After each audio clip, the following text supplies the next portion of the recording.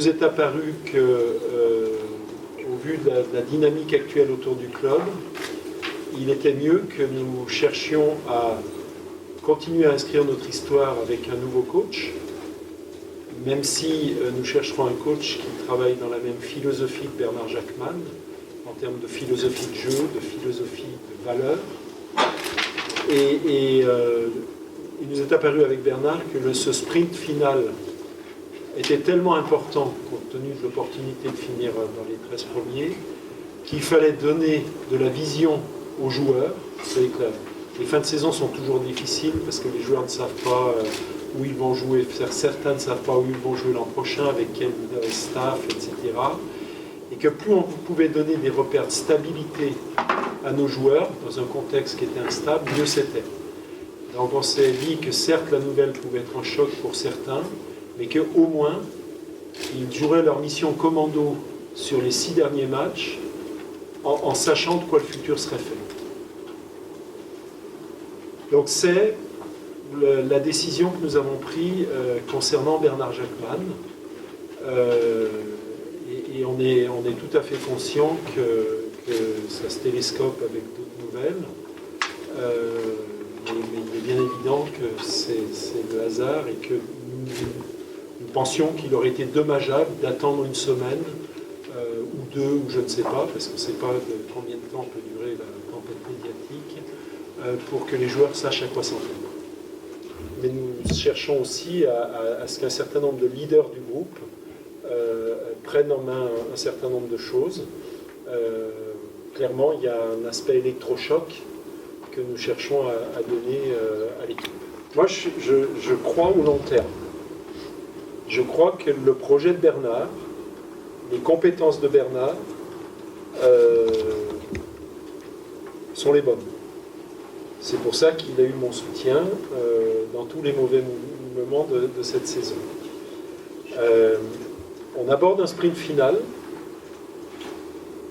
et on avait un certain nombre de matchs, un certain nombre de rendez-vous où je dirais on peut perdre un match, ça c'est pas, c'est du sport, mais où il s'agissait pour nous de voir des choses en termes de jeu, d'engagement, confirmation d'un certain nombre d'acquis.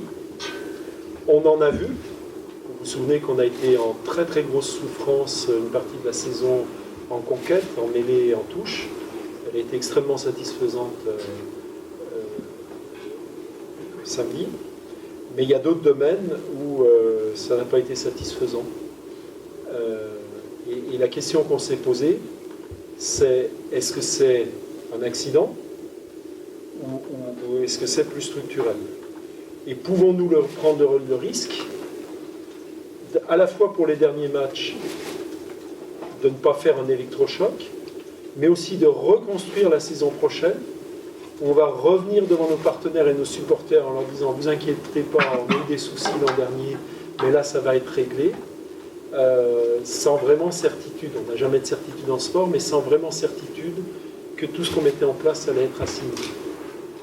Donc on a fait le bilan avec de l'émotion parce qu'il y a beaucoup de choses qui nous unissent à Bernard, mais on a fait le bilan en essayant justement de prendre du recul et de dire factuellement, sommes-nous suffisamment confiants pour l'an prochain pour dire que cette saison était un accident et que l'accident ne se reproduira. Et notre réponse a été non, on ne peut pas se le dire et par conséquent on va faire autrement. Et c'était quand ça? C'était hier. Je vais parler de la fusion et de ses conséquences en disant que premièrement, il faut laisser se faire les choses, il faut que la fusion soit officialisée, il faut que la Ligue nationale et la fédération se prononcent sur cette fusion et qu'on ait confirmation que c'est le premier relégable qui pourrait être repêché. Donc là, on parle beaucoup au conditionnel, mais toujours est-il qu'il est clair que ça relance beaucoup d'intérêt sur la fin de saison pour la course à la 13e place. Bayonne est à 5 points de nous, mais ils ont un calendrier sans doute un peu plus favorable que nous. Donc la meilleure solution pour nous, c'est d'essayer de gagner le plus de matchs possible avant d'aller à Bayonne, pour que notre destin ne dépende que de nous. Donc c'est ce que nous avons dit aux joueurs ce matin, en leur disant voilà, on vous dit que l'incertitude sur le coach de la saison prochaine est en partie liée.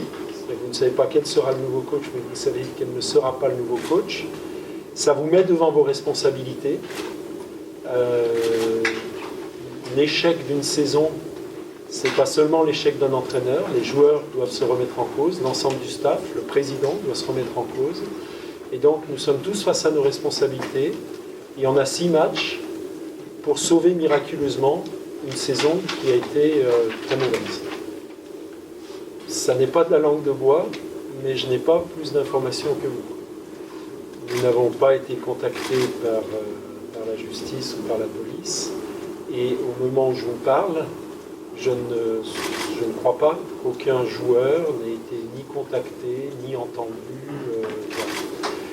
Donc, pour le moment, c'est une situation qui est extrêmement inconfortable pour tous, parce que on est impacté, nous-mêmes, les familles des joueurs, les joueurs, le personnel, nos partenaires, par une affaire de faits divers, et les amalgames sont très faciles à faire.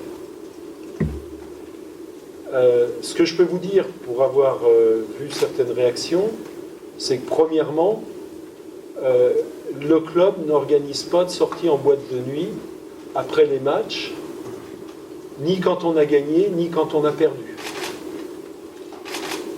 Nous emmenons les joueurs dîner ensemble, avec le staff, et le bus les ramène à la fin du repas, c'est-à-dire à minuit, après des matchs qui se finissent tard.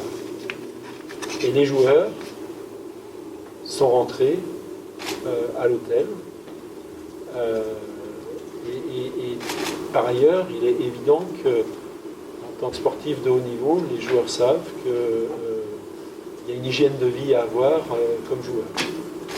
Donc, que ce soit clair, si des joueurs sont sortis, c'est clairement pas professionnel, sans parler bien évidemment de la réalité, de la gravité des faits s'ils sont avérés. Bon, à ce stade, n'ayant pas plus d'informations, je respecte la présomption d'innocence, premièrement. J'espère que l'enquête ira vite, de façon à nous sortir de cet inconfort général. J'ai décidé de ne pas diligenter d'enquête interne, parce que, d'une part, je ne suis pas compétent pour ça. D'autre part, j'imagine que les joueurs n'ont pas nécessairement envie de répondre à nos questions, et que je pense qu'il vaut mieux que ce soit la police, avec ses moyens, qui mène une enquête sur des faits de cette gravité. Donc, nous avons hâte effectivement que l'affaire avance. J'imagine que c'est plus compliqué maintenant qu'elle est sortie dans la presse. Ce que je comprends de gens qui ont l'habitude des affaires pénales, c'est que c'est quand même... Les enquêtes sont plus rapides quand on n'a pas en plus à gérer les affaires médiatiques. Mais j'espère qu'effectivement ça ira vite. Je respecte la présomption d'innocence, mais je ne voudrais pas apparaître comme étant purement sur une posture juridique. Il est évident, je préfère le dire, que si jamais de tels faits étaient avérés, c'est répugnant, c'est inacceptable, et nous en tirerons les conséquences, même si bien évidemment les conséquences que peut en tirer un club sont totalement dérisoires par rapport à la gravité des faits vis-à-vis de la victime et vis-à-vis de la loi. Dans l'attente, comme je l'ai dit, on va respecter la présomption d'innocence et souhaiter que les choses avancent. La deuxième chose que je veux dire, c'est que c'est une situation extrêmement délicate à vivre pour nous tous. Je ne veux pas jouer à la victime. Si victime il y a, c'est bien évidemment à cette victime que je pense.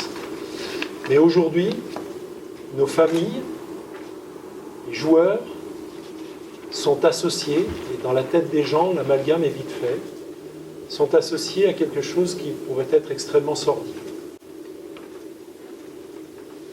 J'en appelle d'ailleurs à votre responsabilité en tant que média. Je comprends que vous ayez besoin d'illustrer des articles de presse avec des photos. Imaginez l'impact que peut avoir une photo d'un joueur qu'on peut reconnaître, même si son visage est flouté, en dessous d'un titre qui annonce que des joueurs pourraient être impliqués dans un viol.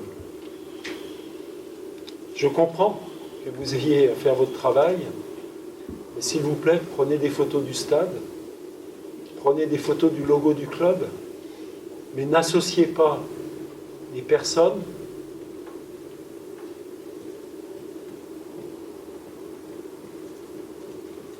c'est juste pas acceptable. Excusez-moi. Je vous demande de nous respecter. C'est vraiment très très dur pour nous.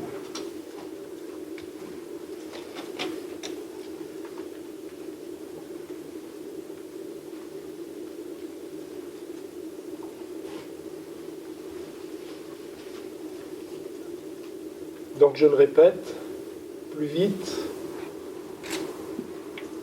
les faits avanceront, plus vite le club pourra se positionner, et je l'espère plus vite, les membres du club, leurs partenaires, pourront retrouver leur dignité, et plus vite toute la famille du rugby pourra se concentrer sur ce qui nous unit,